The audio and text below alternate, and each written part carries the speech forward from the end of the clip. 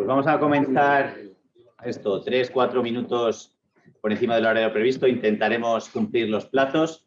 Bienvenidos a todos los que estáis conectados en remoto. Bienvenidos también a los que habéis venido presencialmente. Hoy tenemos una mesa de ponentes de lujo. Es un gusto, la verdad, para nosotros tratar desde el área de sostenibilidad e innovación con profesionales que al final nos están formando no solo en el terreno más teórico y más corporativo, más institucional, más estratégico del asunto, sino que llevan en su día a día tareas operativas y funciones dentro de sus empresas relacionados con la sostenibilidad, relacionados con la nueva normativa en la que estamos todos siendo sometidos y seremos muy parte principal del protagonismo del mundo de las finanzas a lo largo de los próximos años. Hoy tenemos una mesa que une finanzas con sostenibilidad, y que además va a recoger un poco la experiencia y el día a día de verdaderos expertos en la materia, ¿no? Tenemos la oportunidad y la suerte de, dentro de este curso de finanzas sostenibles, que conocéis todos, del área de sostenibilidad del IEB que dirige Jesús Mardomingo, socio de Dentons. Tenemos hoy con nosotros a Juan Carlos del Riu, que es director de Estrategia y Sostenibilidad en la AEB, en la Asociación Española de Banca, que va a ser el moderador y al final el guionista un poco de la sesión de hoy, ¿no? Los alumnos después tienen hoy, para que lo conozcáis, también tienen hoy la suerte de tenerle en clases, forma parte de nuestro claustro. Y sin más, ¿no? Darles las gracias, dar las gracias a los ponentes de hoy, dar las gracias muy especialmente a Juan Carlos, profesor de nuestro curso de sostenibilidad, por hacer además hoy de maestro de ceremonias. Vamos a intentar, desde el punto de vista operativo, vamos a mantener los micrófonos cerrados. Tenéis el chat abierto, todas las preguntas que os vayan surgiendo las podéis ir redactando en el chat, que a lo largo de la sesión se irán recopilando para, después de la intervención de los ponentes, poder pasársela a los intervinientes a lo largo de hoy. Agradeceros a todos los que estáis conectados hoy online, agradeceros a todos, por supuesto, los que estáis aquí presencialmente, y también saludar a todos los que vais a ver esta sesión en diferido, en remoto, en otro momento, porque por cuestiones de horario y de timing no podéis estar en directo. Bienvenidos, muchísimas gracias por confiar en IEB para la formación en finanzas y sostenibilidad. Y sin más, Juan Carlos, tienes la palabra. Gracias. Muy bien, muchísimas gracias al IEB por darnos la oportunidad de ser parte del claustro, por darnos la oportunidad de montar una sesión que, a pesar de ser académica, rompe un poco el esquema del curso con esta mesa de debate, y gracias a Jesús Mardomingo, que es un poco el que me empuja a que haga estas cosas, ¿no? Como director del curso. Falta por venir una persona que está llegando en taxi en este momento, que es José Luis Blasco, pero aprovecho estos 2 o 3 minutos que quedan antes de que llegue para hacer una breve introducción y explicaros a vosotros y también a mis compañeros de mesa el porqué de esta sesión, ¿no? Como sabéis, el IEB está ofreciendo este curso superior en finanzas sostenibles, dirigido por Jesús Mardomingo, y el enfoque que le ha dado, que por cierto es muy exitoso, me asombra no solamente el éxito que tiene, sino la cantidad de recurrencia que se le solicita, que lo tiene que repetir 2 o 3 veces cada año. Es decir, me parece que es algo loable porque hay una enorme oferta de cursos y, sin embargo, es el que se mantiene más constante, ¿no? Y tiene un enfoque, yo diría que con un sesgo eminentemente regulatorio y que tiene mucho valor. Quizá por eso tiene tanto éxito, ¿no? Pero dentro de este sesgo, que es perfectamente válido, el año pasado hicimos la prueba de hacer una mesa redonda y valorar si todo lo que estamos aprendiendo durante el curso se pudiera aplicar en diferentes sectores del mundo financiero, es decir, pensiones, fondos de inversión, banca, qué debate surgiría, ¿no? Y la verdad es que fue una mesa extraordinaria, nos lo pasamos muy bien. Creo que el expertise de las personas que invitamos hizo que fuera un debate agradable, dinámico, con mucho valor añadido y que sin duda complementaba lo que estaban viendo durante el curso.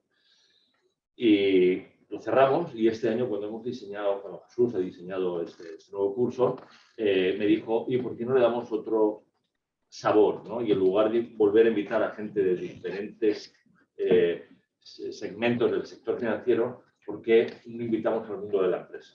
Y entonces se me ocurrió proponerle que por qué no invitábamos a 3 grandes segmentos que pudieran después contrastar con la banca sus opiniones. Y estos 3 grandes segmentos, pues es la gran empresa, representada en este momento por José Luis Blasco, director de sostenibilidad de Acciona, que es justo la persona que está por llegar. Tenemos también a Ángela Fernández, que es directora gerente del grupo Agaleus, un grupo de reciclaje de residuos muy potente en el País Vasco y que tiene el valor de poder demostrar de que mucho de lo que estamos hablando aquí tiene impacto, ¿no? Y también representa de alguna manera al segmento de la mediana empresa. Y no quería dejar por fuera a la startup, que es representada por Jorge Pérez de Armenteros, con su, como CEO de una startup que se llama Grimco, y que ahora os contará qué hace, pero que a mi modo de ver genera un valor extraordinario en muchos frentes, pero sobre todo en el mundo de la pyme, con lo cual vamos a tener su visión de startupero y su visión de pyme como proveedor de información. Y para rematar esto, pues tenemos a Marta Isa, directora de sostenibilidad en el Grupo Santander, que la he querido invitar a propósito, no solamente por ser compañera del sector, sino porque puede poner en contraste muchas de las cosas que debatamos, ¿no? Y al fin y al cabo, pues hacer el link con el contenido del curso, que no deja de ser finanzas sostenibles. Vamos a estar más o menos 1 hora y media debatiendo. Y me gustaría comenzar, insisto, mientras ya José Luis, que el pobre va a venir apuradísimo, no tengo ninguna duda, pues vamos a comenzar haciendo una pequeña presentación durante 2 o 3 minutos de qué representa la sostenibilidad en vuestras organizaciones, ¿no? Entonces, Ángela, comenzamos contigo. Bueno, lo primero que quiero daros las gracias por invitarme. Gracias a Madrid, que he podido ver por lo menos el sol hoy, en Bilbao, Villar, ausencia, y me da un pasito por el retiro, que hace muchos años que no hacía, así que muchas gracias por invitarme. Bueno, yo lo que quería empezar contando es un poco qué es Agaleus, ¿no? Agaleus es un grupo medioambiental que tiene varias mercantiles. Nos dedicamos básicamente a la gestión y valorización de residuos industriales. También hacemos transporte, también hacemos limpiezas industriales, mecánicas y químicas y, por supuesto, damos soporte a nuestros clientes en toda la tramitación documental que está relacionada con la gestión de los residuos, que es ingente. Por lo tanto, nosotros llevamos trabajando en temas de sostenibilidad desde nuestros inicios. Nos gusta decir que gracias a cómo nosotros gestionamos los residuos, hacemos que nuestros clientes sean sostenibles, generen el menor impacto en el medio ambiente posible. Nosotros tenemos clientes de Euskadi de todos los sectores, sido metalurgia, bienes de equipo, máquina herramienta, química, otras plantas medioambientales, la energética.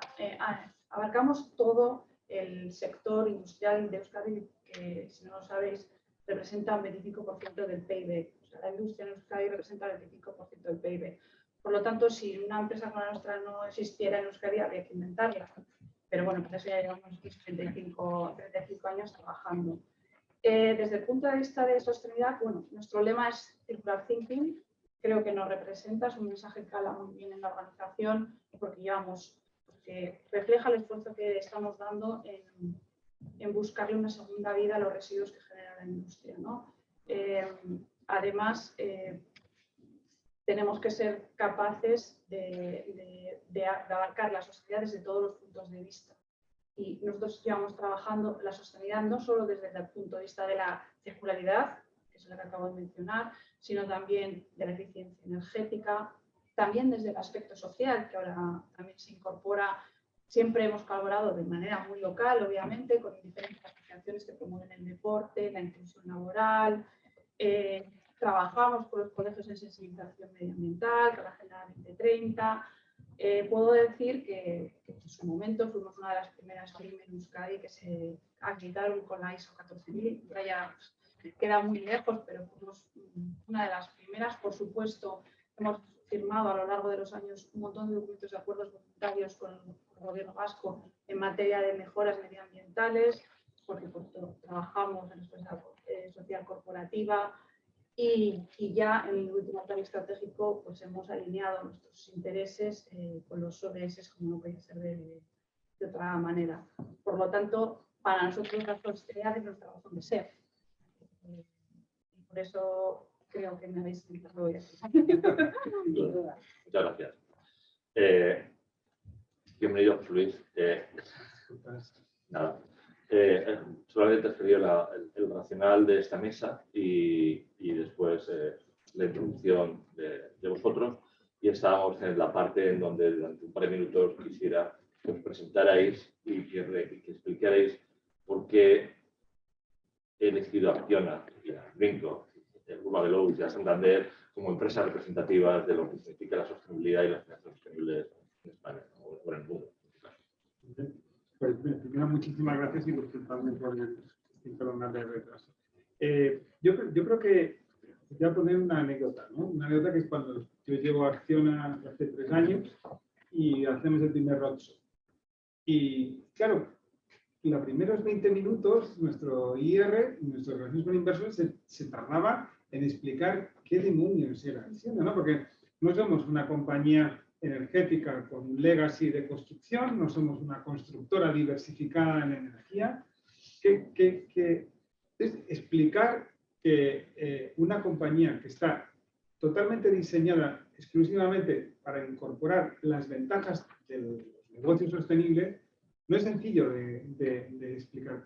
Pero si uno echa un vistazo a lo que en este momento es Acciona, es una compañía de 40.000 empleados en 32 países, con 8.000 millones de facturación, 10.000 de capitalización. Hicimos un IPO el año pasado de nuestro negocio de energías renovables. Lo que estamos buscando, yo creo que para no entreteneros mucho más y dar directamente a tus interesantes preguntas, seguro, la mejor definición que puedo daros de esta compañía, y creo que por eso podemos estar aquí, es porque es una compañía diseñada en un nuevo sector. Y es un nuevo sector que es el sector de la descarbonización, es el sector del agua, es el sector de la solución de la circularidad, es la solución de la movilidad eléctrica. Y por eso es más fácil entender Acciona como tal y ver cómo estamos desarrollando parques al mismo tiempo que un vehículo eléctrico que vamos a sacar ahora en el mes de octubre, o cómo electrificamos el transporte en Sao Paulo y al mismo tiempo estamos dando el suministro de agua en Qatar. Entonces, digamos que estamos hablando de que vamos a ver que muchas compañías enfocadas en esas oportunidades. Nosotros estamos en ese nuevo sector, pero no queremos ser la única. Seguro que dentro de nada va a haber muchas enfocadas directamente a captar esas oportunidades en esta gran transformación que nos toca. Esto me encanta el comienzo de Ángela y de José Luis, porque en este curso, al estar tan orientado en temas regulatorios y legales y jurídicos, pues parece que la sostenibilidad tenga que ser algo de compromiso, de cumplimiento, de riesgo, ¿no? Y sin duda lo es, pero no solamente es eso, es también una enorme área de oportunidad, como habéis contado hasta ahora, ¿no? Y te voy a dejar para el final, porque quiero que tú, como sector financiero, que estamos en todo, no sé si para bien o para mal, pero estamos en todo, te dejo para el final, Marta, y dejamos a Jorge que nos explique durante un par de minutos. Muy bien, pues, bueno, muchas gracias por la invitación y fue un placer poder compartir mesa con vosotros. En Grinco, Green Management Technology, ponemos tecnología para la gestión ambiental de las empresas. Simplificamos el camino de nuestros clientes hacia la sostenibilidad y hacia la neutralidad de carbono gracias a la tecnología y concretamente ahora mismo a la digitalización. Tenemos una solución con diferentes planes para que empresas de diferentes sectores y de diferentes tamaños puedan hacer todo lo que es la gestión ambiental. Es una solución integral para todos los aspectos ambientales y pueden se calcula automáticamente la huella de carbono, pueden elaborar planes de reducción, ¿vale? Para poder reportar a terceras partes, ¿vale? De hecho, en muchos casos nuestros clientes se pueden reportar sus datos, por ejemplo, de KPIs o de sostenibilidad entre ellos mismos, ¿no? Para tener esa trazabilidad de los datos. Uno de los elementos diferenciadores de nuestra solución con otra, aparte de ser una solución de gestión, no de cálculos, no es una calculadora, es que no hace falta introducir los datos a mano, sino que capturamos automáticamente. Podréis imaginar la contabilidad financiera hace 30 años, pues el contable al final del pasillo, con todas las facturas encima de la mesa impresas, haciendo pues la contabilidad, ¿no? Pues la contabilidad ambiental de las empresas a día de hoy se hace así, en hojas de Excel, pero de la misma forma. Con lo cual es un proceso manual, poco automático, donde no se explotan los datos y además no hay trazabilidad de los mismos, lo cual es un elemento muy diferenciador, que después entraremos al detalle, para todo lo que consideramos que puede ser un elemento clave para las finanzas sostenibles. Pero bueno, siempre me ha gustado mucho tu propuesta de valor. Y Marta, tú desde el Santander, estamos en el ojo del huracán porque Sí. no Te considero un emitimos, compañero en esta no reunión. emitimos, pero sin embargo, me nos sorprende que no haya más gente de banca, porque sé que hay mucha gente de Bankinter, por ejemplo, Sí. en este curso, y caramba, es decir, al final del día, los que trabajamos en banca, nuestros clientes son estas personas que tenemos al lado, no trabajamos para nosotros, ¿no? Y escuchar estas Hacemos la necesidades, economía real. escuchar estas necesidades va más allá del cumplimiento y del riesgo, ¿no? Pero cuéntanos tú por qué Bueno, todo esto. Voy a decirlo diferente, es decir, al final me ha encantado oíros. Ángela, tú te has definido como un grupo medioambiental, José Luis, has hablado de un nuevo sector y vosotros tecnología al servicio de la sostenibilidad, ¿no? Nosotros probablemente somos el otro animal que vais a encontrar en este mundo y es una empresa que ha evolucionado hacia la sostenibilidad. Y eso lo hace más sólido porque esto no es una moda. Me decís, oye, este curso realmente lo tenéis que repetir no sé cuántas veces al año porque hay muchísima demanda. Bueno, pues efectivamente nosotros hemos hecho esa evolución hace ya bastantes años, porque hemos pasado pues, a responder a las demandas del stakeholder capitalism, que como empresa, y no solo como empresa financiera, lo que teníamos es que responder a los retos de las comunidades en las que estábamos presentes, ¿no? y cambiar a un modelo de gestión basado en la sostenibilidad. Por poneros un poco, ubicaros en el tiempo para que entendáis el punto al que hemos llegado hoy, esta estrategia viene desde hace muchos años, pero tiene un punto de inflexión claro en el año 2015. En el año 2015, Agenda Ante 30 ODS es fenomenal, pero lo que nosotros tenemos es un cambio cultural en el barco, ¿no? Un momento en el que empezamos con el sentido personal justo, empezamos a darnos cuenta de que no importa solo lo que hagas, sino cómo lo hagas. Luego seguimos adelantando, somos miembros signatarios fundadores de los principios de banca responsable de Naciones Unidas que nos comprometen a integrar los ODS en la estrategia, y en el año 2019 salimos al mercado con 11 compromisos públicos de banca responsable, que es como nosotros definimos la sostenibilidad, ¿no? Que tiene que ver con la diversidad y la inclusión, que tienen que ver con, con toda la gestión responsable de nuestros impactos y nuestra relación con la sociedad, con todo nuestro proyecto de Santander Universidades, personas ayudadas, a través de nuestra inversión social, empoderamiento financiero, que es un tema esencial para la banca y que con José Luis hablamos mucho, pero al final si tuviéramos que elegir una cosa que hicieron bancos, sin duda sería el empoderamiento financiero, con una propuesta concreta. Es importante salir además con una estrategia definida, pero con compromisos medibles, cuantificables, ambiciosos, que sean auditados, someterte al escrutinio de analistas ESG, de inversores, que hablaba antes José Luis. Bueno, pues salimos con toda esta propuesta, hemos acelerado aún más, yo no sé si es un tema que hablaremos con más o menos profundidad a lo largo del día de hoy, pero hemos acelerado aún más nuestro compromiso con la parte verde, sin dejar de lado ni mucho menos la parte social, que yo creo que tendremos una oleada y yo creo que también tenemos ocasión de discutirlo. Y ya el año pasado, publicamos nuestra ambición de ser Net Zero en 2050 y fuimos miembros signatarios de nuevos fundadores del Net Zero Banking Alliance, que si en algún momento tenemos ocasión de hablar de ello, lo que nos hace es pasar para mí a lo que va a ser el futuro, que es pasar de las ambiciones a los objetivos concretos, cuantificables, medibles y con planes, ¿no? Con lo cual eso sería de manera muy resumida lo que somos nosotros a día de hoy. Es mucho más complejo, como veremos durante el curso, como estáis viendo durante el curso y como vamos a ver durante la sesión. La verdad es que los bancos tenemos un rol muy complejo en este momento.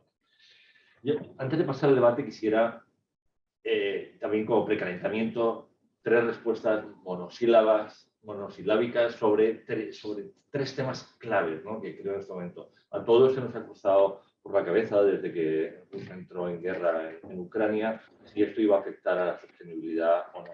Pues estamos viendo que no, estamos viendo que las energías renovables ganan con mucha fuerza, pero por otro lado estamos viendo que actividades que se consideraban no verdes, como el gas o el nuclear, se convierten en actividades que durante un periodo de tiempo van a tener que seguir vigentes, ¿no? Entonces, en esta mezcla de sentido, ¿Qué opináis? ¿Creéis que la sostenibilidad está aquí para reforzarse? ¿Vamos a vivir un momento de impasse o vamos a ver un cierto decaimiento en todo esto? Rápido.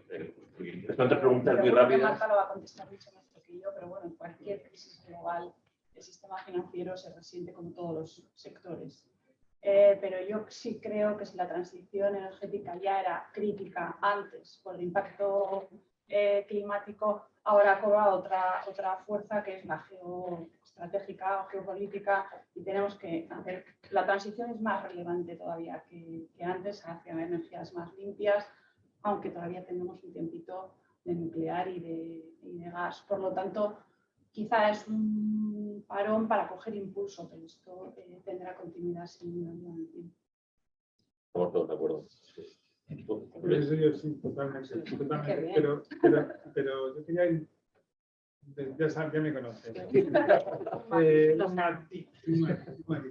Yo creo que desde el punto de vista de la descarbonización es clave, porque es libertad, es responsabilidad, digamos, las renovables nos dan libertad y eso es una cuestión clara. Pero yo no estoy tan seguro de si hemos hecho los deberes bien en la ESG para reflejar un conflicto como el nuclear. Yo creo que son dos facetas para que no debemos mezclar. Estoy de acuerdo. Y además yo estoy de acuerdo de un tema que no sé si hablaremos, pero hablaremos de la transición justa, de no dejar a nadie atrás. Es decir, al final, no resolver bien la ecuación de la transición climática va a generar desequilibrios geopolíticos que pagaremos. Es decir, y esto que probablemente no está directamente alineado, pero sí que es una consecuencia que también veremos en otros sitios. Yo quiero ser todavía un poco más decisivo en nuestra ciencia, en la gente que están impartiendo. Me hago un respingo. Según Refinitiv, la calificación de las empresas europeas que tienen intereses en Rusia es de un 6%. Es decir, los intereses de facturación que tienen las empresas más sostenibles, ¿vale?, es de un 6%. ¿Vale? Estas más sostenibles tienen, con el 6% en Rusia, tienen 71 puntos de media.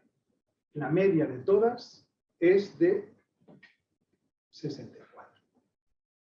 En la media social, hemos calificado a esas magníficas compañías con intereses en Rusia con 81 puntos.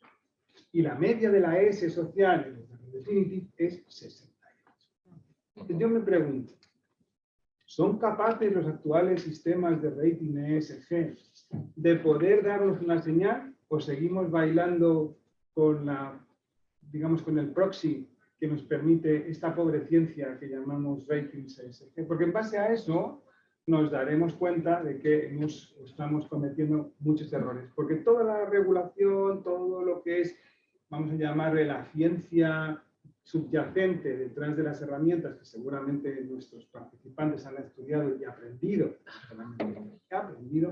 se basa en algunas cuestiones que deberíamos revisitar a la luz también de lo que pasa. Y es una conclusión muy sencilla. Hemos montado un sistema que tiene un pequeño defecto. Y es, solamente incorporamos un impacto sobre digamos, sobre el rating ESG, se impacta en la actividad. Eso es una perversión. Ya está.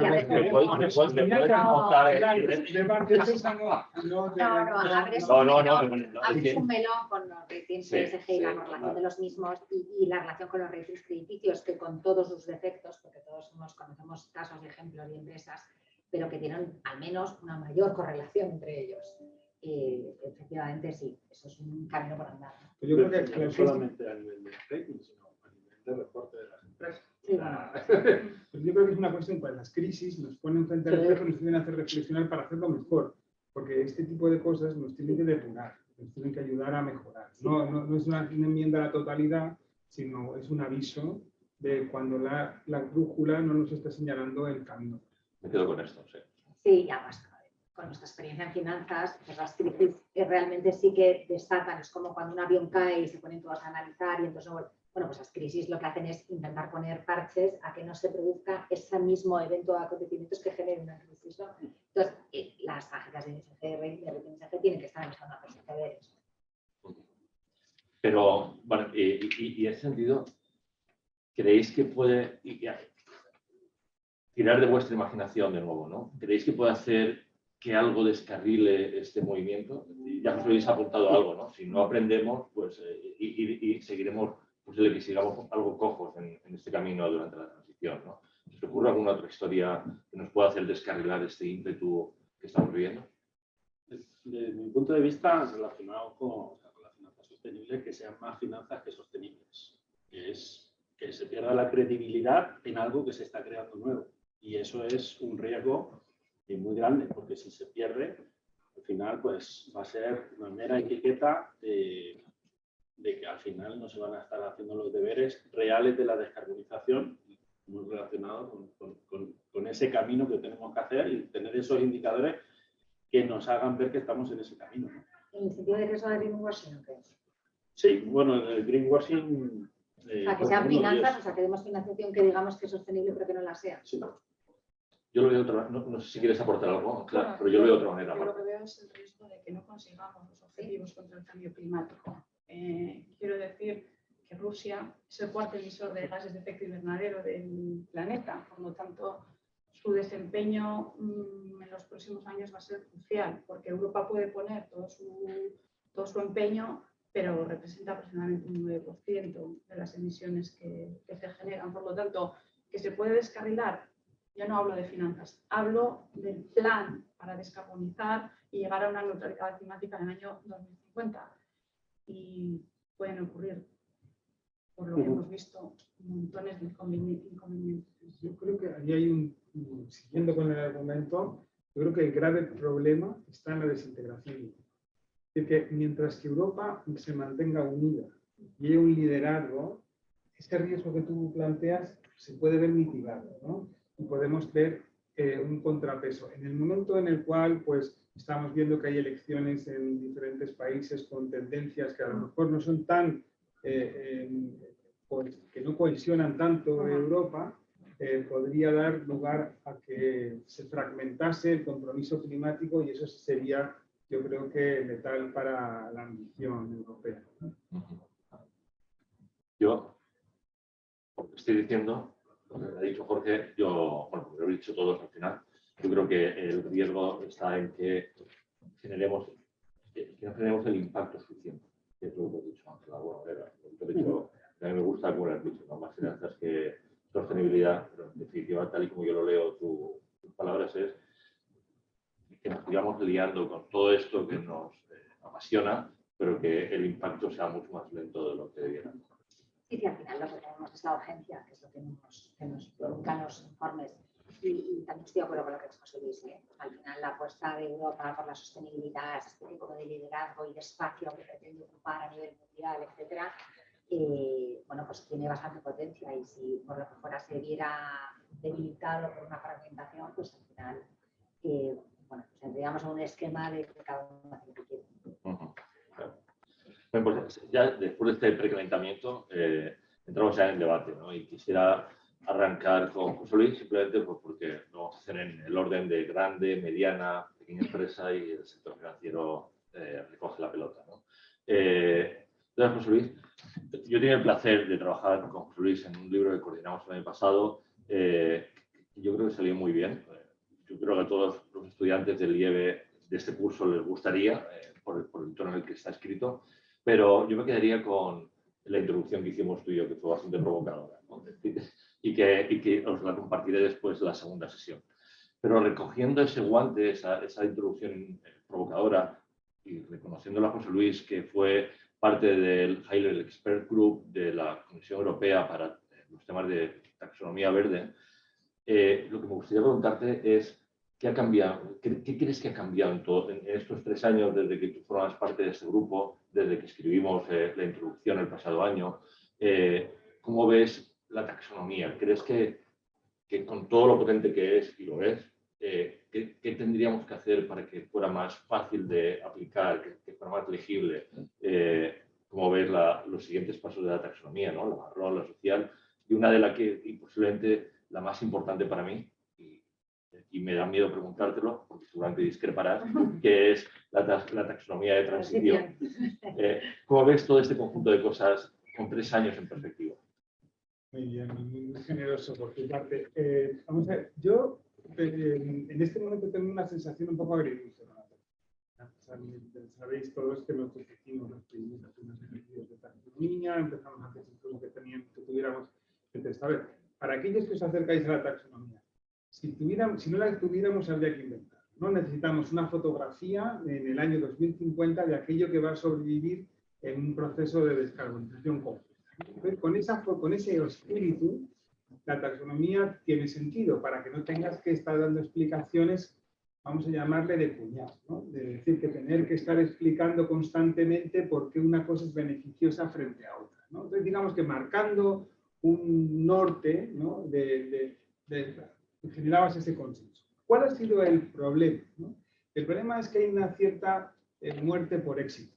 En un primer momento, cuando empezamos a hacer los trabajos de la clasificación, estaban vinculados exclusivamente a la parte de deuda principalmente de fixed income, y estaban vinculando fundamentalmente a una nueva figura de bonos verdes más exigente que necesitaba el mercado para generar más impacto. Bien, lo que ocurrió fue que, digo que morimos de éxito porque eso empezó a multiplicarse y yo creo que se han cometido dos errores importantes, ¿no?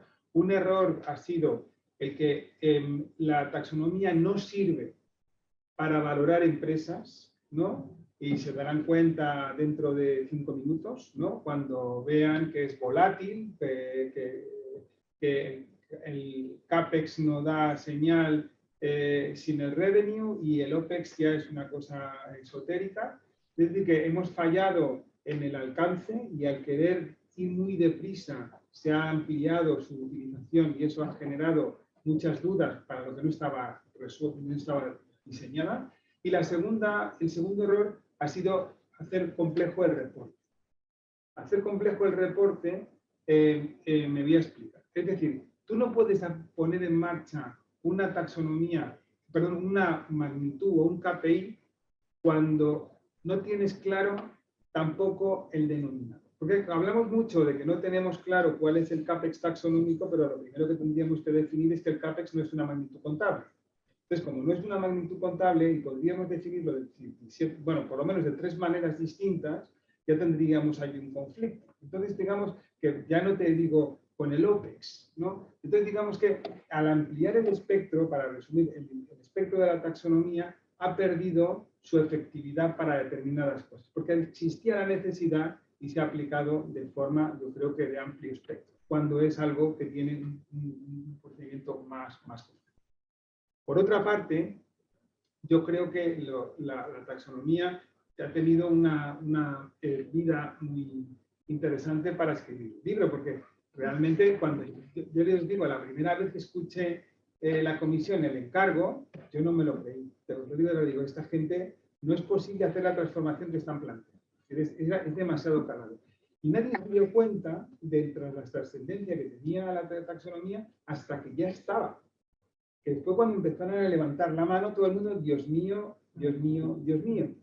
Entonces, digamos que al ampliar el espectro y generar ese movimiento, por una parte entusiasmo y por otra parte actitud, ¿no? En este momento, yo creo que lo que hace falta es pedagogía. Y sería la tercera cosa en la que hemos fallado.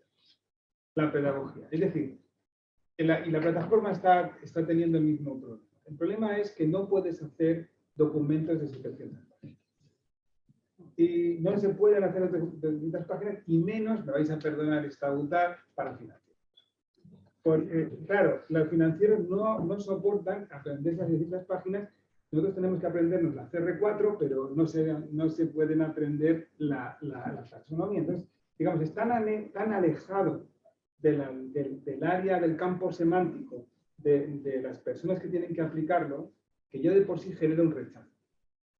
Entonces, la pedagogía en un campo nuevo necesita esto. Sobre el resto, si queréis, hablamos después. Pero todo lo que la marrón, la social y la medio pensionista y todas las que quieras ahí, son percutir en el mismo error. Y es ampliar un elemento que está diseñado para enfocar, canalizar una serie de, digamos, el mayor número de fondos posibles en la transformación hacia la descarbonización. Lo demás, para mí, tiene por lo menos un sentimiento contradictorio, porque lo que quiere todo el mundo ahora es estar en la taxonomía y estar cuando, señores, no, lo importante es estar fuera. Es que eso es lo todavía la gente no lo ha entendido, y perdonadme que lo repita. Lo importante de la taxonomía es estar fuera. ¿Por qué? Porque si estás fuera, no eres parte del problema. Hemos elegido 86 actividades que ameritaban el 93% de las emisiones de gases de efecto invernadero. Si no estás aplicando la taxonomía, estás fuera del problema. ¡Felicidades! ¿Por qué nos empeñamos en estar dentro? Bueno, pues si quieres, pues marrón, pues venga, marrón. Pero no le veo el sentido, por favor. Entonces, creo que como la sostenibilidad tiene este problema de que todo el conocimiento es de segunda mano, ¿sabes? Nos reinterpretamos unos a otros, nos leemos nuestras propias butades unos a otros, al final llegamos a conclusiones que están muy alejadas del origen de la idea. Perdonadme que sea tan acre, pero es que es así. La taxonomía está hecha para seleccionar 86 tecnologías, umbrales, ¿de acuerdo?, que necesita la tecnología alcanzar para llegar a ser neutrales en carbono en el año 2050. Y lo que quiero es que todo el mundo lo tenga clarito, que en el año 2050, si usted quiere emitir, si usted quiere producir energía, lo tiene que hacer con menos de 100 gramos de CO2 por kilovatio hora. Si usted está depurando agua, lo tiene que hacer con menos de 0,5 kilovatios hora por metro cúbico. ¿De acuerdo? Entonces, si eso es así, pues tiene suficiente virtud el ejercicio. No querramos que sea la purga de Benito, porque en ese amplio espectro, fundamentalmente aplicamos medicamentos a enfermedades que a lo mejor no.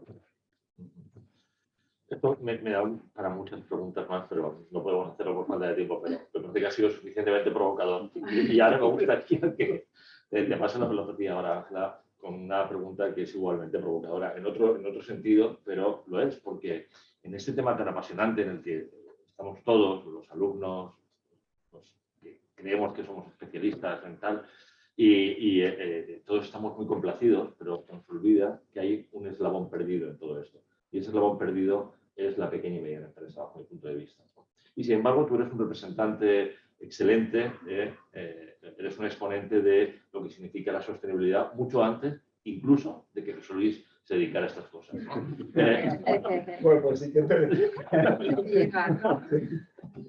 pero en otra dimensión. En otra dimensión, pero ahí estabas, ¿no? Entonces, Sí, sí. me interesará mucho tu opinión de por qué crees que a la pequeña y mediana empresa le cuesta tanto subirse a ese tren, cuáles son los factores que hacen que rechacen de momento, ¿no? Porque tendrán que hacerlo alguna vez, pero ¿por qué crees que a las entidades financieras que están como alumnos ahora deberíamos de ser más sensibles a esta problemática? Sí, sin ninguna duda la pyme tendrá que llegar. Es decir, el tema es que se sepa anticipar, porque si no probablemente le caja con el pie cambiado. Pero es cierto que hay un montón de barreras, como puede ser la normativa. O sea, el cambio de normativa constante, pues hablas de la taxonomía, a mucha pyme le suena al chino mandarín. Si le suena muy complicado a la banca, imagínate a una pyme del Golgar de 10 trabajadores. O sea, no saben de lo que estamos hablando. Entonces, falta información, falta formación, falta mucho más apoyo económico financiero, falta que hay muchas inversiones que requieren cambiar completamente el modelo de negocio, que requieren cambiar completamente el proceso productivo. Y son inversiones que no se sumen de un día para otro con la capacidad que tiene una pyme. Entonces, si no hay otros actores apoyando, la pyme sola no quiere. Entonces, yo creo que no es que no quieran, porque socialmente ya saben el reporte en imagen que le va a dar, ¿no? La etiqueta verde. Y no estoy hablando de greenwashing, estoy hablando de la sostenibilidad de verdad. Sí son conscientes de eso, pero todavía ni lo ven cercano y hay un montón de barreras que les impiden avanzar. Por eso yo creo que jornadas como la de hoy, actividades como el otro día conocía Barrabés, que tienen una actividad de mentoring, grandes empresas tractoras que nos ayuden con el ejemplo, sería muy interesante. Por supuesto, la administración, como no va a ser menos, y la banca. ¿Qué echarías menos de la banca? Pues la banca lo ha dicho un poco Marta, la cercanía, ¿no? O sea, a veces la pyme nos acercamos a la banca con más respeto que con otra cosa. O sea, y tenemos que ir a contar allí cuál es nuestro proyecto de valor, porque somos nosotros, el 96% del PIB es de las pymes, ¿no? En España. Entonces, sacar un poco pecho, que escuchen, que nos entiendan bien el proyecto, porque es verdad que a veces son cosas complejas, muy técnicas, y que nos acompañen. Las financiaciones atractivas.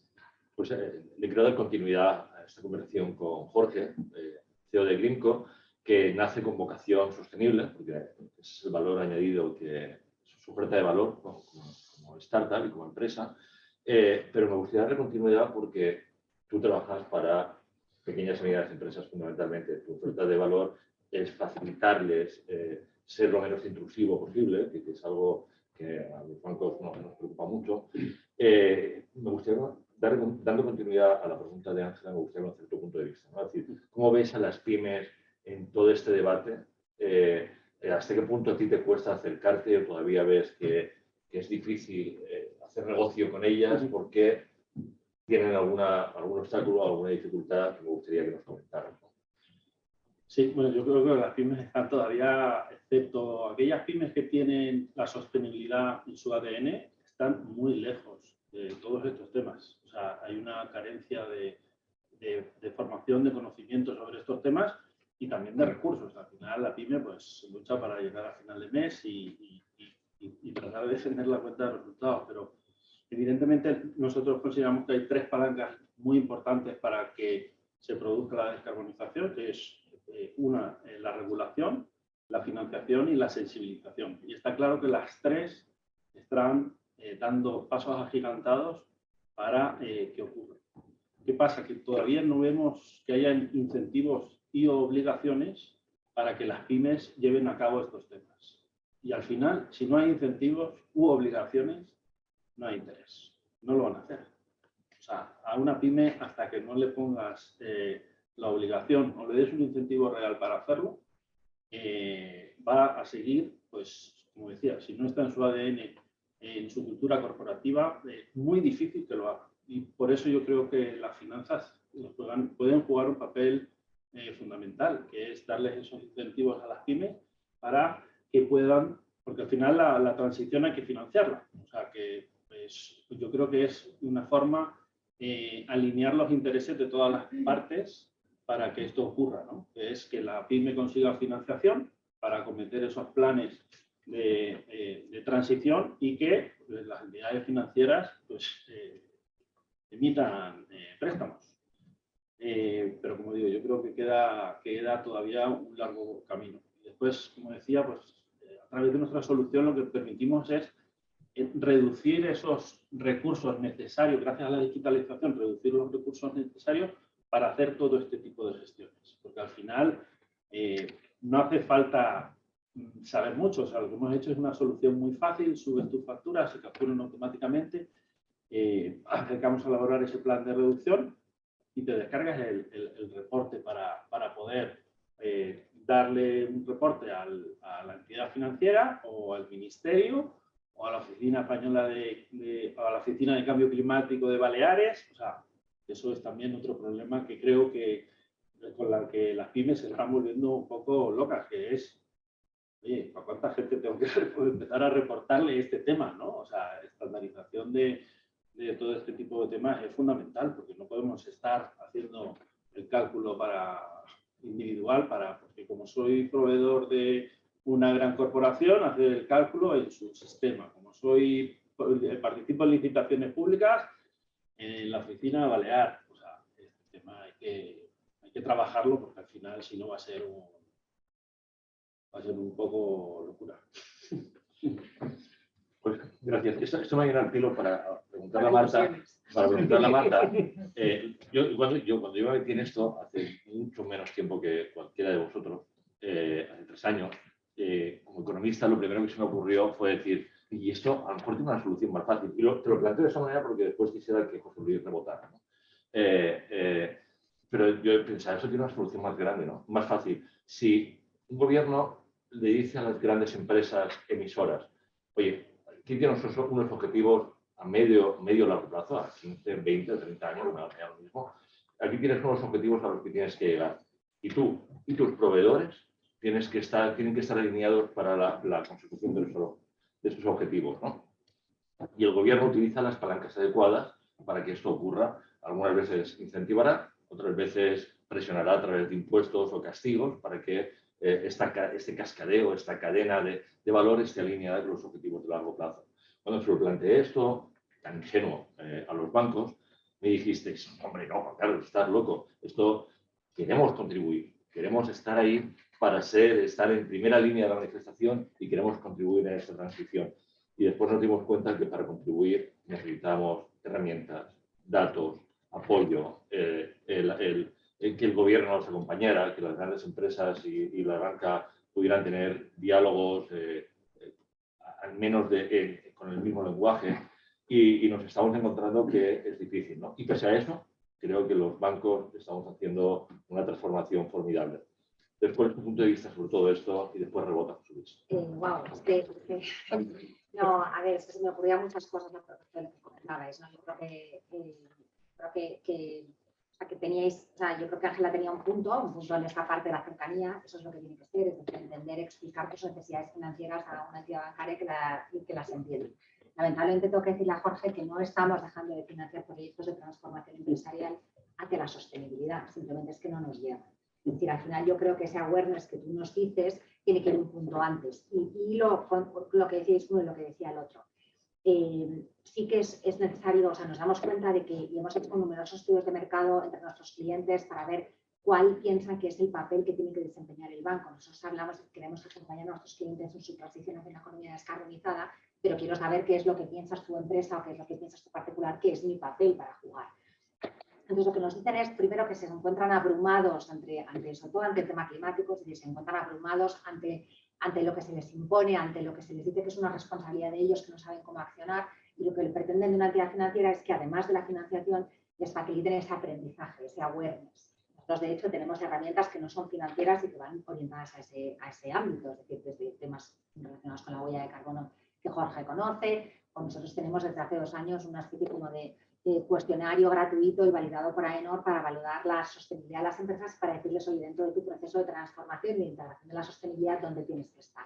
Pero queremos ir un paso más allá porque debemos, es decir, al final, si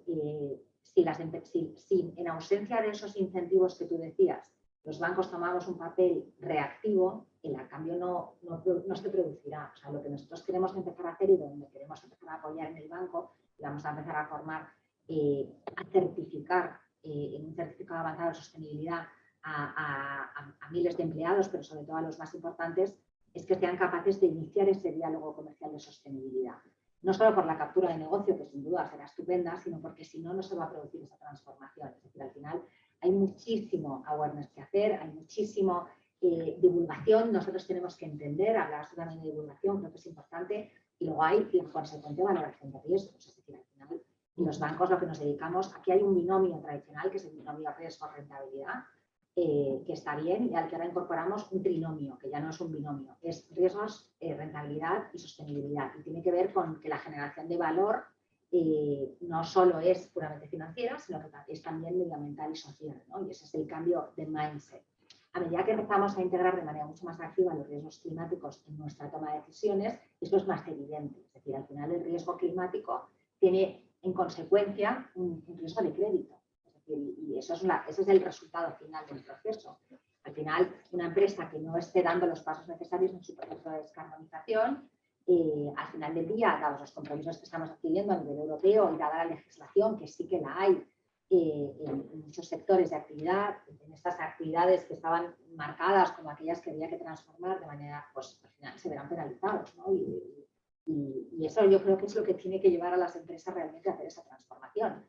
Además de, bueno, a las pymes, es decir, a mí es un tema que además me encanta, me preocupa y me ocupa.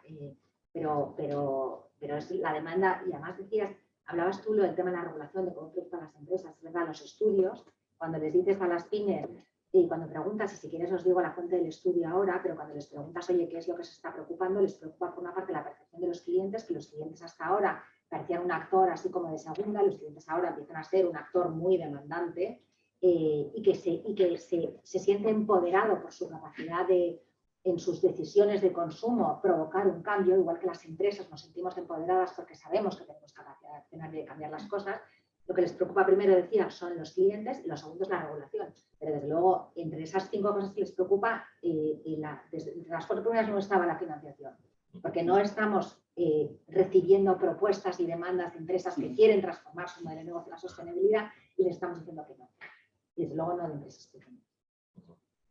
Y un tema que me preocupa porque lo veo en otros países y sin embargo en España lo veo todavía lejano, ¿no? Que es hasta el punto, dado que al gobierno le cuesta tanto generar incentivos o castigos, porque todo eso tiene un componente político muy fuerte, pues a veces las entidades financieras estamos en el ojo del huracán y nos toca ser nosotros quien mueva los precios para fomentar o para incentivar, ¿no? En Alemania sabemos que las empresas son sensibles, las empresas son muy sensibles de que si no están subidas a este tren de la sostenibilidad, más pronto que tarde sus condiciones financieras se pueden ver adversas, ¿no? En España las empresas no tienen esta sensibilidad. ¿Qué opinas sobre esto? Bueno, es que la última carta de la RIFIN de este año dice que el acceso al capital es un privilegio, no es un derecho. Entonces, al final, sí, evidentemente se encarecerá o se complicará el acceso al capital y el acceso a la financiación. Nosotros, pero y déjame decir un mensaje final, pero nosotros no estamos aquí para financiar lo verde. O sea, nosotros estamos aquí para financiar la transición. Y de hecho, las entidades financieras, y no sé si hablaremos de esas technicalities, pero los equipos lo sabrán, sabrán lo que es el GAR y lo que tenemos que reportar, etcétera. Pero aquí lo importante es que consigamos financiar la transición. Y cuando nosotros adquirimos compromisos de descarbonización de nuestra cartera, lo que tenemos que hacer es, hasta 2050, generar ese cambio y hacer que eso se produzca, ¿no? Y no se puede solo financiar lo verde, con lo cual, sí. Clave, ¿no? Porque si no van a desaparecer una cantidad de empresas. No, y al contrario. Hay que financiar la transición. Sí, ¿Quieres rematar esta parte? Porque después quiero pasar. Quiero un poco, sin molestar, ¿verdad? Yo quería una cosa, y es, yo creo que esto no es una responsabilidad de la banca, no es una responsabilidad tampoco del gobierno. Yo creo que en este momento, a 28 años del año 2050, cada uno toma sus propias decisiones. Entonces, los que estamos aquí, todos nosotros, hay unos cuantos que pensamos que en el año 2050 seremos neutros en carbono. Hay otros cuantos que piensan que no. Toma tus decisiones. Si yo financio gas, ese activo será, espero que le financies a menos de 28 años, porque en el año 28, ya será antes, ese activo será obsoleto y no valdrá nada. Pero si tu banco quieres financiar la transición, ole, pero que sepas que ese activo va a valer cada año menos, ¿vale? Porque yo creo que vamos a ser neutrales en carbono. Todo el mundo que no lo piense juega en contra. Entonces, lo único que tenemos que pedir a la banca, al gobierno, a las empresas, a las pymes y a nosotros mismos es coherencia con lo que pensamos. Entonces, yo pienso que vamos a ser neutrales en carbono. Y por tanto, creo que financiar el gas o financiar cualquier tipo de descarbonización light o light green o como queramos llamarlo, es simplemente generar otra transición justa dentro de 10 años, ¿vale? O reivindicar. Pero yo lo siento, pero es que a los fabricantes de faxes, ni a los videoclubs, ni a las salas de cine, nadie les dijo que, ¿sabes? Y todo bien, entonces tienes que saber claramente, oiga, señores de las pymes, cuando llegan al mostrador del banco, ¿sabe usted que seremos neutros en carbono en el año 2050? Porque eso que me está usted planteando es un parche. Sepa que ese activo se va a depreciar a una velocidad superior que otro. Entonces, claro, es tan fácil como eso. Es tan fácil como si no hay que darle una technicality ni hacer un algoritmo muy complejo para decir a las personas, ¿usted en qué cree? ¿Usted qué cree? Porque aquí estamos todos en el mismo saco. Antes, hace 10 años, podríamos decir que a 38 años vista podríamos tener poca visibilidad. Pero en el año 2022, a 28 años vista, ni siquiera a 8 años vista del 55%, a 8 años vista del 23% de reducción en España, nadie se puede llevar a engaño. En el año 1994, que hace 28 años, se inventó el disco CD. ¿Entiende? Es que esa es la cuestión. Es decir, al señor del CD, ¿alguien le dijo que iba a salir el MP3? ¿Es que tenemos que hacer una transición justa de los fabricantes de CDs? Señores, ¿sabemos que somos neutros en carbono o no? A ser las pilas. Lo único que tiene que hacer, creo que todos los agentes, es generar coherencia. Coherencia con lo que cree. Si uno cree que no, pues no. Pero yo lo respeto, pero nada más que respetamos. ¿De acuerdo? Pero en ese sentido hay muchas actividades, yo diría que una gran cantidad de actividades que son muy verdes oscuras, cercano a lo marrón, y que seguramente están dispuestas a transformarse y que requieren financiación, ¿no? Y estas empresas hay que financiarlas a pesar del riesgo que corremos de que pudieran dejar de ser activos varados o sin valor. Completamente de acuerdo, pero la transición de la financiación irá sobre activos verdes y que serán vivos en el año 2030, no para que continuemos alimentando una economía fósil por el hecho en sí mismo de que los principales... Es decir, en una economía que es junkie de los combustibles fósiles, no le puedes quitar la droga de la noche a la mañana, ¿vale? Pero no se la cambies por otra, menos fuerte. Intentemos que desintoxicarnos de la... cuando hablamos de la taxonomía o cuando hablamos de las normas bancarias, yo creo que el Banco Central Europeo ha tomado una sabia decisión. Y a mí me parece que los criterios, si habéis visto los resultados del estrés test, del primero y de los criterios que están aplicando, me parece que la intensidad en carbono para aplicar, en este caso, un impacto sobre el riesgo, sobre el impacto prudencial que pueda tener el estrés test, es lo interesante para hacer, porque está siendo coherente con esa transición. Cuando el Ministerio introduce en esta red de residuos una tasa para los vertederos y los incineradores, está siendo coherente. Cuando las compañías premiamos en un momento dado a aquellos proveedores que están haciendo la transición más rápida, estamos siendo coherentes. A lo que me refiero es que ya no hay nada complejo. Nada complejo. El CO2 es muy sencillo de ver dónde se cae. Entonces, no hay ninguna caja negra. La caja negra la tenemos en la cabeza, no la tenemos en la tecnología. Eso es a lo que me refiero. Por eso creo que es muy importante que nos declaremos, creyentes o no, y seamos coherentes y transparentes en ese compromiso. Y lo demás será para mí happy fun. Yo no digo que no me guste tu forma de pensar, Luis, pero lo que estamos viendo en el curso, la complejidad de la regulación, la confusión que genera la propia regulación, la incertidumbre que hay cuando de repente metes cosas como taxonomía verde, todo esto complica las cosas, ¿no? Pero me gustaría que Marta reaccionara y que diese su punto de vista como entidad financiera a este debate. No, yo creo que en el plano teórico tienes mucha razón y hay que definirse, y yo creo que nosotros lo hacemos definiéndonos de la manera en la que podemos, y no es diciendo, señores, no les vamos a financiar nada que consideremos ni siquiera que sea verde oscuro, pero que no sea, señores. Nosotros tenemos una estrategia de descarbonización, hemos hecho un análisis por sectores, gracias a Dios. Oye, mira, por ejemplo, en el sector de la generación de energía eléctrica somos el que financia más renovables, con lo cual, oye, pues ahí estamos relativamente cómodos. ¿Estamos cómodos en el sector de lo del gas? No, para eso vamos a definir una agenda. Y no la vamos a definir internamente y nos vamos a callar, sino que vamos a comunicarse al mercado y le vamos a comunicar al mercado cuáles son las emisiones financiadas a día de hoy, cuáles son las emisiones financiadas que tenemos que tener en este año y en este año. Para que efectivamente eso no hago nada hasta que llegue, sino que lo que yo estoy definiendo es una transición, es un transition pathway con unos compromisos concretos por sectores. ¿Y qué sectores? Los que yo quiero, no, los que son más contaminantes, los que me dice el Net Zero Banking Alliance. Y esos son los que además yo me he comprometido que desde el momento en el que yo me suma al Net Zero Banking Alliance voy a publicarlos. Entonces, estando de acuerdo, lo que no podemos hacer es dejar de financiar la economía.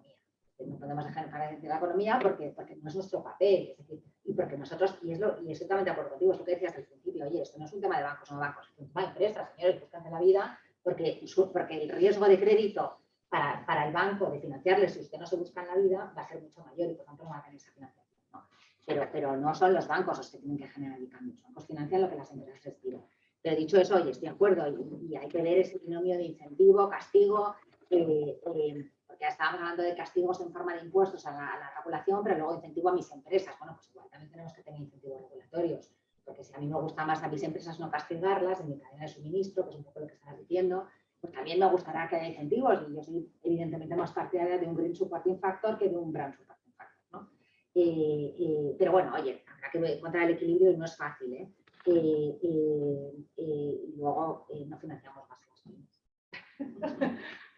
No, que como has dicho, lo de financiamos a las pymes, que decir que sí, que no, pero bueno, que estoy de acuerdo en general, que yo creo que tiene sentido y que es un proceso que tenemos que caminar todos, efectivamente, y nosotros en la banca muchas veces tenemos un poco la sensación, no sé si estás de acuerdo, José Luis, que como estamos encima, estamos acostumbrados a impulsar determinados temas regulatorios, bueno, en los últimos años de una manera así como un poco impositiva, pues nos sentimos un poco lanzados sin las herramientas, como tú decías, sin los datos, sin no sé qué, y ahí el papel, pues al fin y al cabo no es fácil, ¿no? Pero oye, tenemos una responsabilidad y la abrazamos, ¿no?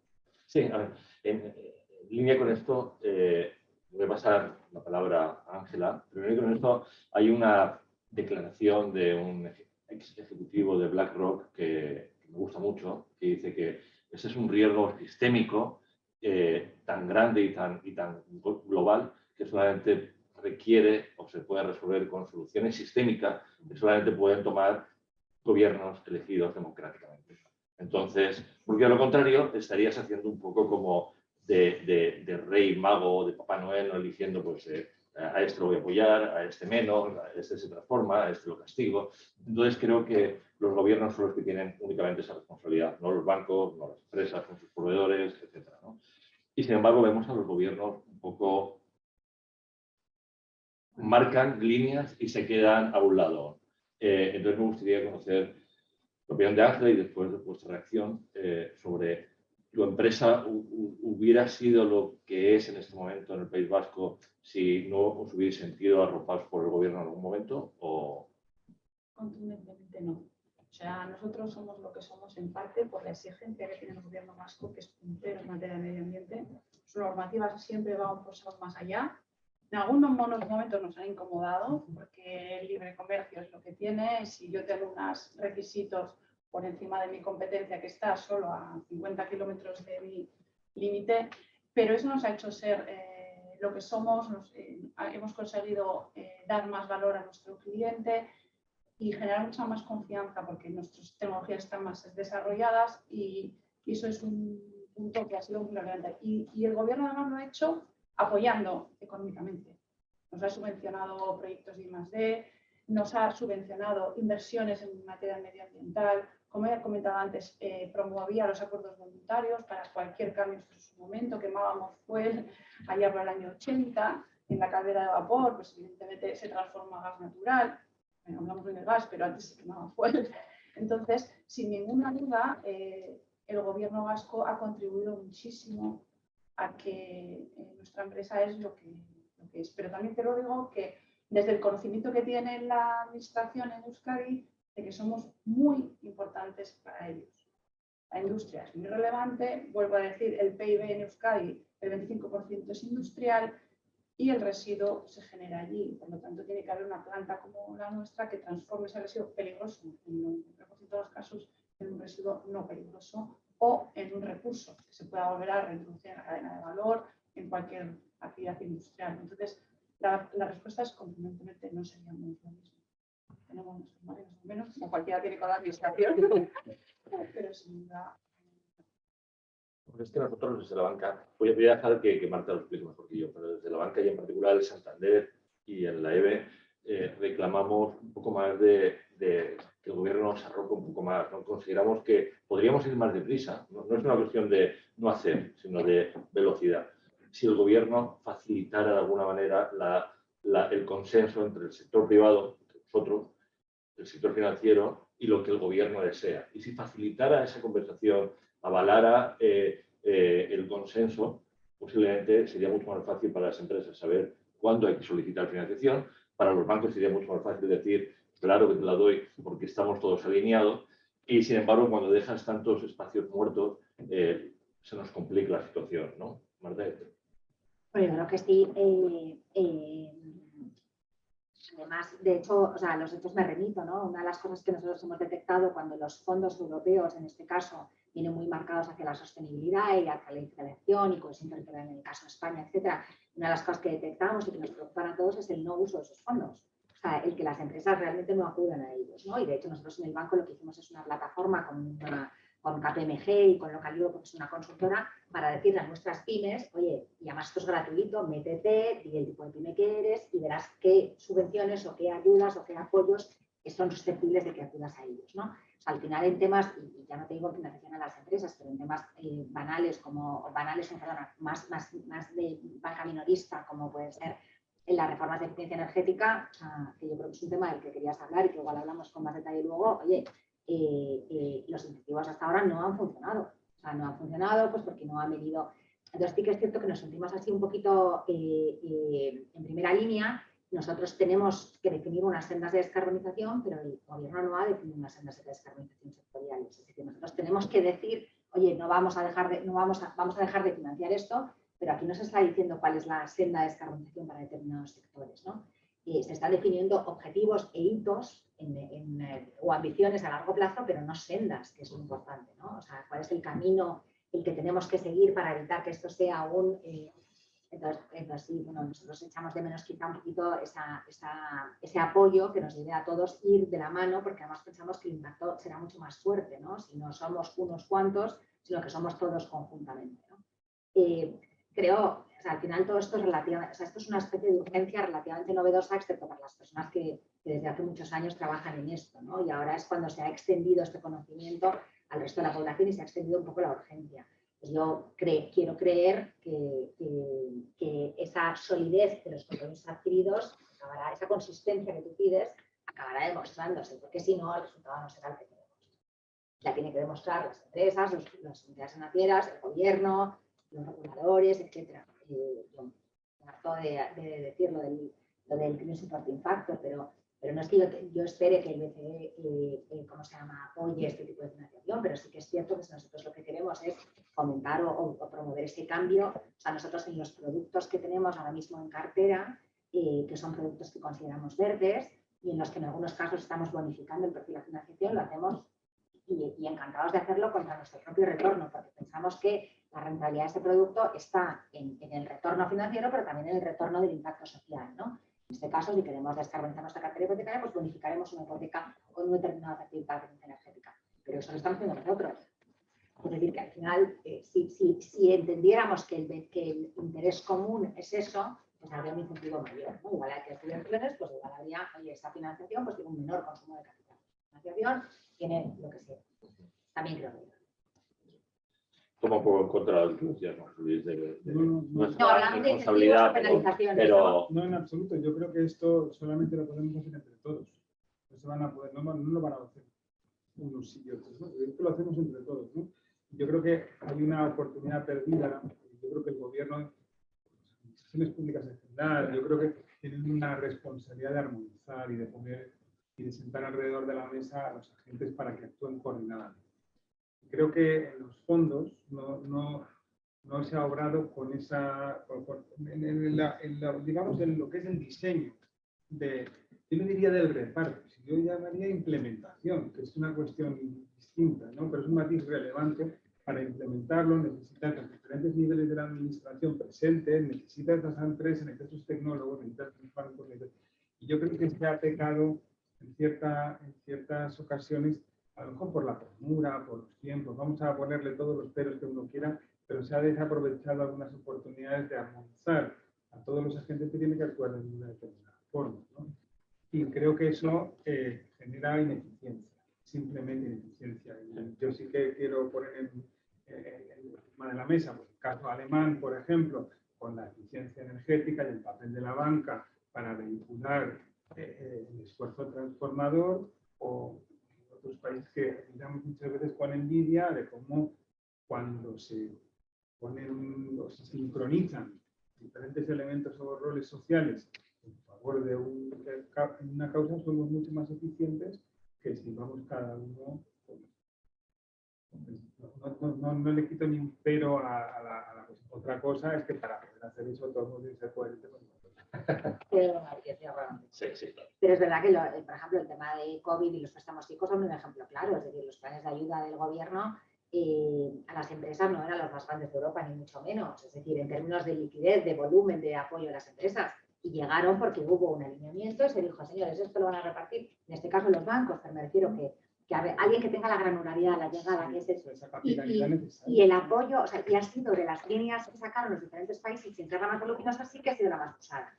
Es decir, pero se tiene que producir efectivamente esa especie como de orden, de alineamiento de los diferentes players. Bien, aunque os parezca mentira, ya ha pasado más de una hora hablando, y hay dos temas que nos quedan por tocar. Una es la importancia de la innovación, que también era uno de los puntos que José Luis y yo destacábamos en aquella introducción que os comentaba. Innovación tecnológica, y le voy a dar la palabra a Jorge, pero también la innovación financiera.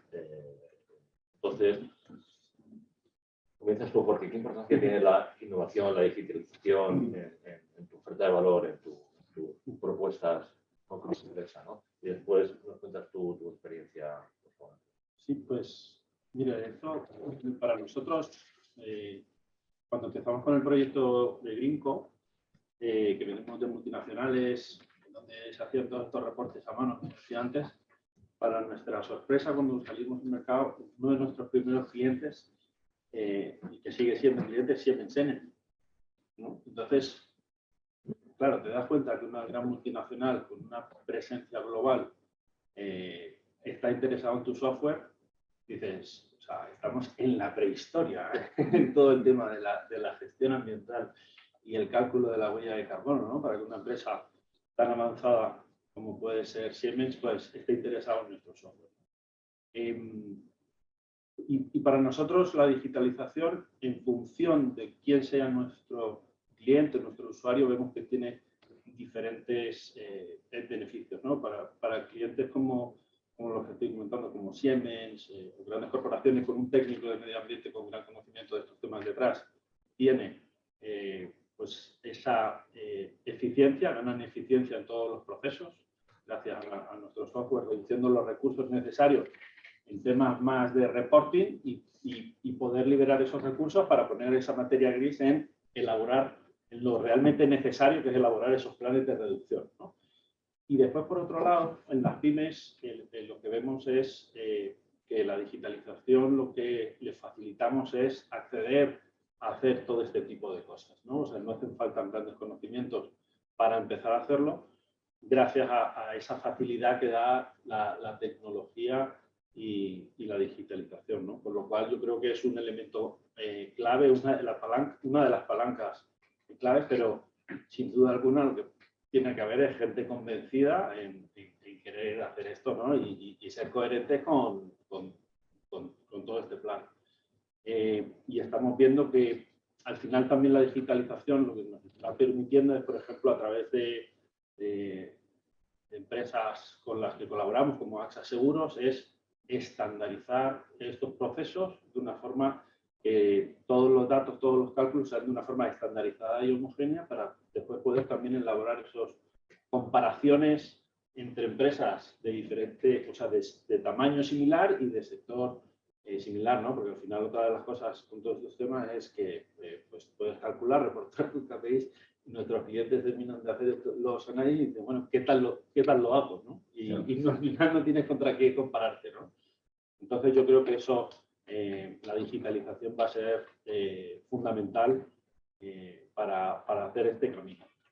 Pues mira, Ángela, en Agaveus tiene una iniciativa que se llama BIM 4.0, en el que trata de aplicar la transformación digital en el País Vasco a través, para el tejido productivo, a través del mundo de las startups, ¿no? Y entonces, una pregunta que me apetecía mucho hacerla es, ¿por qué no se os ha ocurrido nunca hacer un BIM 4.0 sostenible? Aplicar ese modelo para que las pymes puedan aprender de las startups y de otras empresas. Lo primero que es que el programa lo promueve el gobierno vasco y nosotros no fumamos. Entonces, le sugeriré tu idea, que me parece brillante. Pero es verdad que ahí ya hay una red muy importante de colaboración para muchos proyectos de innovación en el ámbito de la sostenibilidad. Nosotros tenemos, en los últimos 5 años, estamos en 12 proyectos de innovación, todos ellos en consorcio, con clientes, proveedores, competencia, centros tecnológicos y apoyados siempre por la administración, incluso con startups, también en los consorcios. Y los proyectos, ya que puedo contar algo, pues son tan interesantes como un proyecto que tenía un presupuesto de 4 millones de euros, que se llama Low CO2, que persigue capturar CO2 de las fuentes de emisión. La Petronor participa en el proyecto también, para luego depurarlo, almacenarlo y fabricar metano, y para, en nuestro caso, usarlo como materia prima para valorizar las ciclas volantes de incineración de residuos sólidos urbanos. Por lo tanto, este es un proyecto que en nuestro papel ya hacemos el triple salto mortal, porque capturamos el CO2, evitamos su emisión, evitamos depositar cenizas peligrosas en vertedero, evitamos el consumo, porque estas cenizas se prevé usar en base de cemento, la extracción de materia prima, y es un proyecto que está próximo a acabar y que esperamos que tenga éxito y continuidad, y que la planta piloto acabe siendo una planta industrial. Pero participamos en muchos, porque es muy activo el gobierno vasco en subvenciones y en ayudas, son muy potentes. Estamos hablando que a veces hasta el 50% del presupuesto está subvencionado. Participamos en otro que se llama Repapel, para buscar salidas también de valorización a diferentes corrientes que genera la industria del papel, que en Euskadi representa la cuarta parte de todos los residuos que se generan.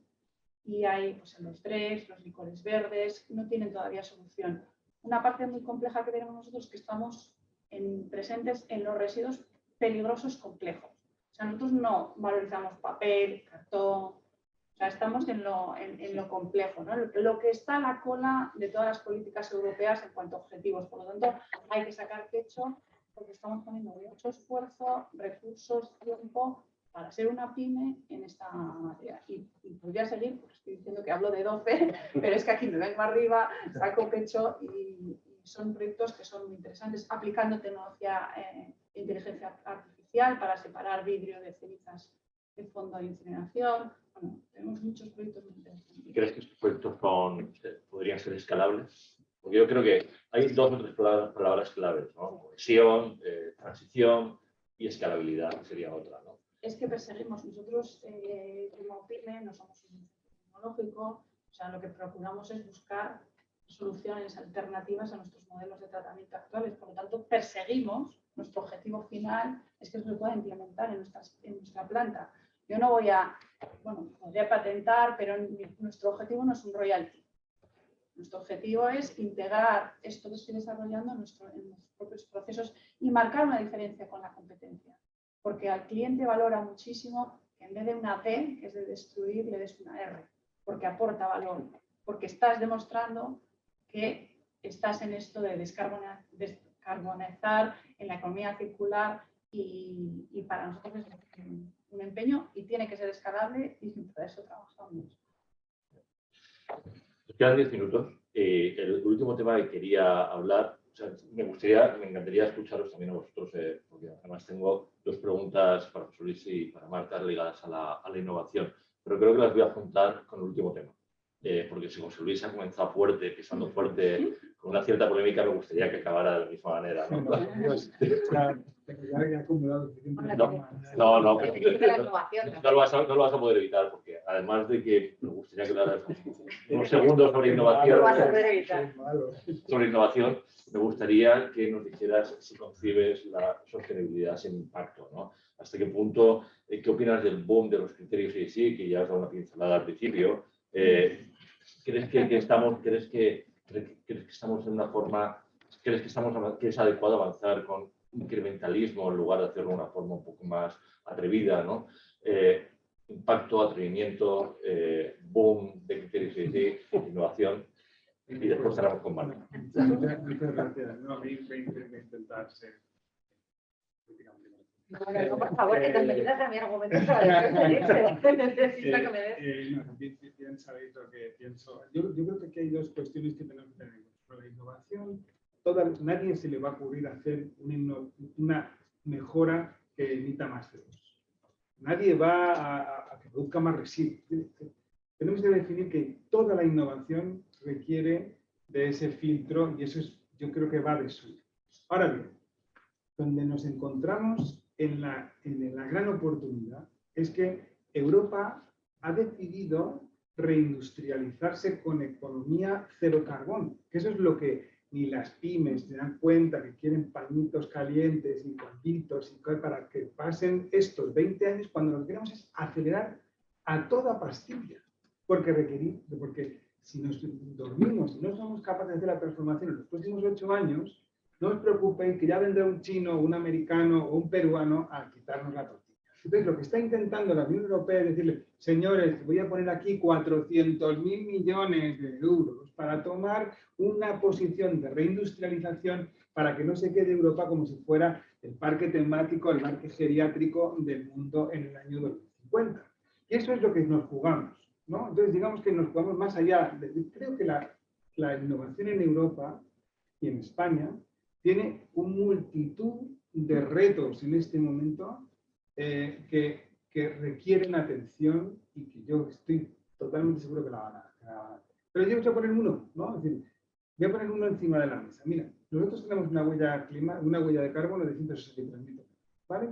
Y entre las cuales un tercio me la introducen solamente la maquinaria de más de 30 toneladas, ¿vale? Es decir, los dumpers famosos que mueven terreno. Bueno, pues en este momento, todos los desarrollos que hay de dual fuel, de hidrógeno, electrificación, etcétera, en todo esto estamos hablando de dar la solución de la transformación de una de las 5 o 6 industrias que más aportan CO2 en este momento, porque nosotros la minería también tiene un tipo de equipamiento, y la industria pesada, es decir, hay algunas oportunidades que se van a transformar que son oportunidades clarísimas. Yo me invito a los innovadores a decir, ¿usted sabe cómo va a ser el sector de las electric utilities en el año 2030? ¿Usted sabe cómo va a ser la banca en el 2030? La construcción. Pero estoy seguro que solamente sabe que hay que ver una cosa, que va a estar descarbonizada, aún más descarbonizada. Entonces, oiga, en un mundo de incertidumbre, en un mundo en el cual todo está loco, si yo tengo una certeza como que es la descarbonización, por Dios, no nos distraigamos con el gas. Me refiero que no nos distraigamos con paños calientes en el centro, vayamos directamente a hacer la transformación. Esto va con respecto al tema del impacto. Si no somos capaces, si los sistemas, si las herramientas que tenemos no son capaces de empujar en esa dirección, vale. Digamos que el tener las ideas claras, coherencia, un marco de certidumbre regulatoria, que este país es el país que más arbitrajes, el tercer país con más arbitrajes acumula en la Corte Internacional de Arbitraje de la Cámara de Comercio Internacional, ¿vale? Que tenga las ideas claritas de que no se puede jugar con el BOE de forma coyuntural, sino que tiene que hacerse de forma de largo plazo. Y para poder hacer eso, requiere de todos los instrumentos. En la medida que eso esté claro, estoy seguro que vamos a tener una nueva manera de hacer banca también, pensando en que ahí es donde realmente están las nuevas startups, no en que un señor con zapatillas rojas te traiga una app para hacer una cosa que ya está inventada en 7 años, sino que realmente descarbonice. ¿Somos capaces de orientar hacia allá? Madre mía, yo creo que tenemos una oportunidad no solamente para la banca, sino como sociedad. Casi las primeras preguntas para ti, Marta, y con esto finalizaríamos esta sesión, ¿no? Es decir, porque creo que tan importante es la innovación restringida por la descarbonización que nos habla José Luis, como la innovación financiera. Porque voy a poner un ejemplo que es mi favorito, ¿no? Que es la rehabilitación y la eficiencia energética de los edificios. En España se han de rehabilitar más de 9 millones de viviendas como mínimo. De las 25 millones de viviendas, por lo menos 9 requieren de una rehabilitación profunda. Y sin embargo, pienso que todavía cuando afrontamos esto desde el sector lo vemos como si fueran préstamos hipotecarios individuales y así es muy difícil afrontar los 9 millones de rehabilitaciones en los próximos 10 años, ¿no? Entonces, la innovación financiera, con este ejemplo lo que quiero decir es que la innovación financiera es fundamental, ¿no?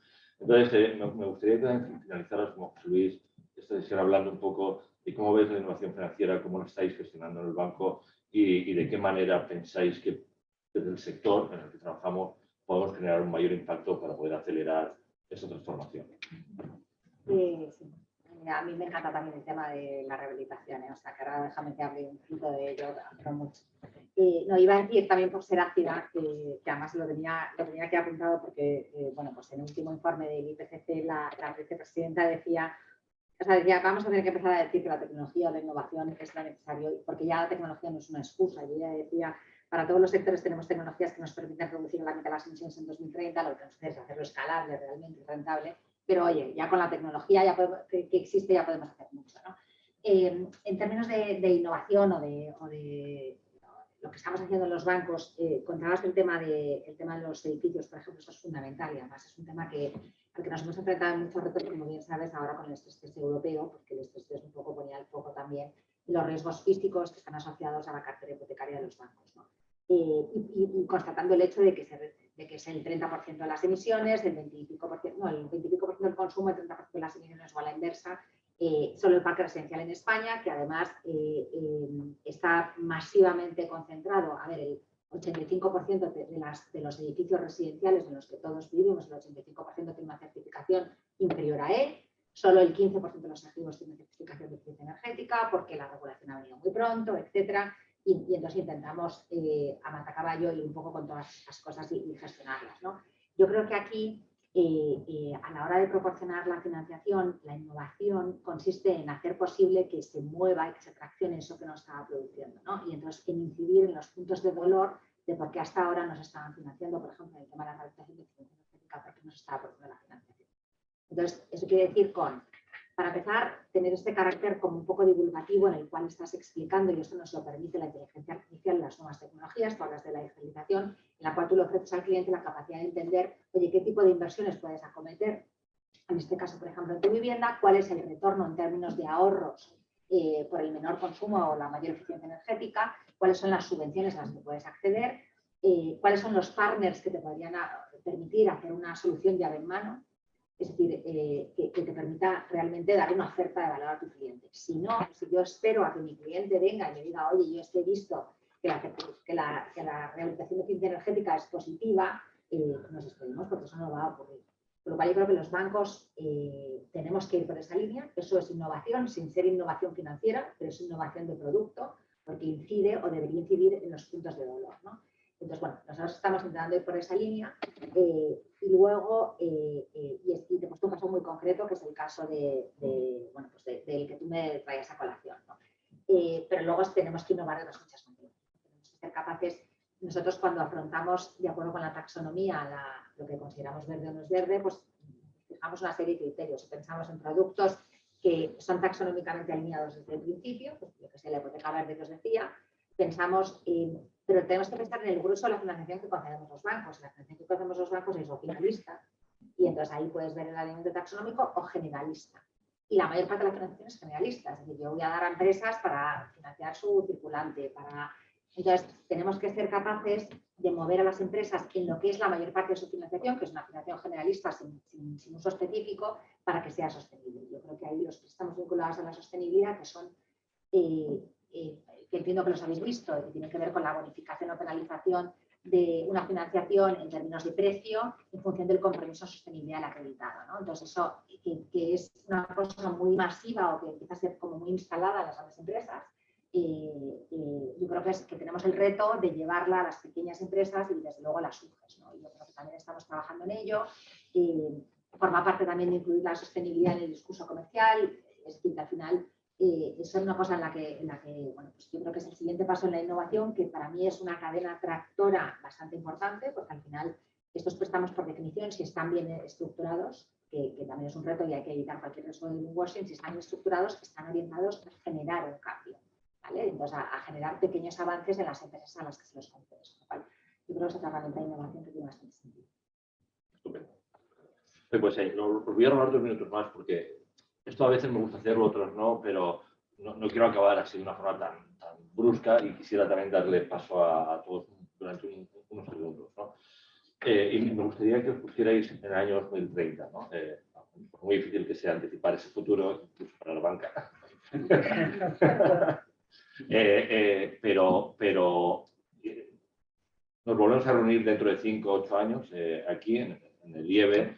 ¿Qué creéis que va a ser la palanca de cambio que más nos va a sorprender en los años? ¿La tecnología? ¿Creéis que la regulación va a seguir siendo más incisiva? ¿Que la financiación se convierte en elemento clave? ¿Qué pensáis? Jorge. Bueno, yo por la experiencia que tengo de clientes que nos llaman para ofrecer servicios y nos siguen pidiendo que les calculemos la huella de ozono. O sea, porque sinceramente hay un desconocimiento de estos temas que es impresionante. Entonces, espero que por lo menos ya la gente en 5 o 8 años esté realmente, que esto no sea una novedad, sino que esté realmente en nuestro plan de acción del día a día. Que, como decía antes, o sea, todos somos parte del cambio. O sea, si todos no cambiamos nuestra forma de hacer las cosas, de cómo ir al trabajo, de cómo desplazarnos, de cómo llevar a nuestros niños al colegio, etcétera, etcétera, si no hacemos todos ese cambio, esto no va a ocurrir. Entonces yo espero que en ese horizonte temporal realmente estemos todos con un plan de acción y de ejecución real para que esto ocurra. Me gustó. Marta, ¿alguna idea? Bueno, me suscribo la tuya. No, yo creo, a ver, o sea, yo creo que las buenas prácticas de hoy tendrán que ser los estándares del mañana. Y yo en ese futuro, dentro de 10 años, lo que espero es mayores fondos de impacto. Lo que espero es un activismo inversor mayor que toque a las empresas en sus puntas de accionistas, que ya lo estamos viendo, pero que realmente genere cambio. Lo que espero es que todas aquellas cosas que estamos diciendo no sean ambiciones, sean ya objetivos concretos, que se produzca esta movilización real del capital hacia las actividades más sostenibles. O sea, espero ver una constatación de todas estas cosas que estamos viendo aquí. Luis. Yo, no sé si para los que tenéis una, yo por lo menos la tengo, nos han preguntado, porque yo tengo esa pregunta, ¿no? Que mi hijo me pregunte, ¿dónde estabas tú en 1993 cuando se desarrolló Internet? ¿Te estabas metido en el baño o algo así? Porque no viste la oportunidad de la digitalización, o qué estabas haciendo tú, tenías muchas novias. La cuestión es esta. La cuestión es que dentro de 8 años lo que nos preguntaremos, madre mía, no lo vi porque estaba pensando en el del gas y que todos subidos en el autobús. Yo creo que la gran diferencia va a ser que, espero, esta es la oportunidad y el reto de una generación, es la nuestra. Y tenemos que ser capaces de hacerlo. Creo que en el año 2030 deberíamos no tener dudas sobre que digamos que la parte de los no seremos neutrales en carbono en el 2050 se reduzca notablemente. No digo irreduciblemente, pero sí notablemente. Creo que es nuestro reto y es nuestro momento. Okay. Yo soy un poco pesimista. O sea, yo me temo que en el año 2030 estemos hablando de que ya no vamos a llegar a los 50 en neutralidad de carbono. El último informe que ha hecho las Naciones Unidas el año pasado ha dicho que con las propuestas de los 197 países no llegamos al 2030 con los objetivos que tenemos que cumplir y que nos habremos comido el 80% del presupuesto que tenemos para emitir de aquí a 2050. Es decir, a partir del 30 podremos gastarnos en los siguientes 20 años lo mismo que nos estamos gastando o emitiendo cada uno de estos ejercicios. Por lo tanto, o somos mucho más ambiciosos en las propuestas y estamos efectivamente todos a una, o en el 2030 estaremos peor que hoy porque tendremos menos tiempo. Es una pena acabar con este dato negativo, pero es verdad. Hoy ha salido un dato del Institute of International Finance en el que pone de manifiesto que el volumen de flujos ligados a proyectos sostenibles, que es bestial, está muy por debajo de lo que se requiere para alcanzar esos objetivos que sea posible. También dos datos para que no te quede. En el mes de diciembre se vendieron más coches eléctricos que diésel. En el mes de febrero se producirá más energía renovable que con carbón y con fuel. Estamos hablando de que estamos transformando. La aceleración no se produce por el elemento de evolución, se va a producir de forma exponencial. Yo lo que creo es que como esa exponencial va a ser tan importante, no digo en el año 2030, en el 2032, vamos a ser un poco más pesimistas. La prórroga. Creo que no verlo nos compromete como personas. ¿Cuál es tu posición personal a la cuestión y compromete a nuestras empresas? Por lo cual yo me quiero agarrar a la parte de la botella en medio. Pero no necesariamente. Tú si crees que el reto es muy complicado, puedes esforzarte más en llegar, ¿eh? No necesariamente te tienes que venir abajo. Efectivamente, lo importante no es participar. Pues bueno, aunque sea un gol en la prórroga, me encanta haber estado aquí. Para mí ha sido un placer conversar con vosotros de estos temas. Se nos ha quedado corto, ni siquiera nos habíamos dado cuenta de que ya pasó una hora y os agradezco muchísimo el haber venido a toda velocidad de un consejo de administración, de haber venido del País Vasco, de haber venido una agenda enloquecida en el Santander y Jorge de buscar clientes como locos para poder convencerlos de lo importante que es todo esto. Muchísimas gracias a todos y nos vemos de nuevo. Gracias.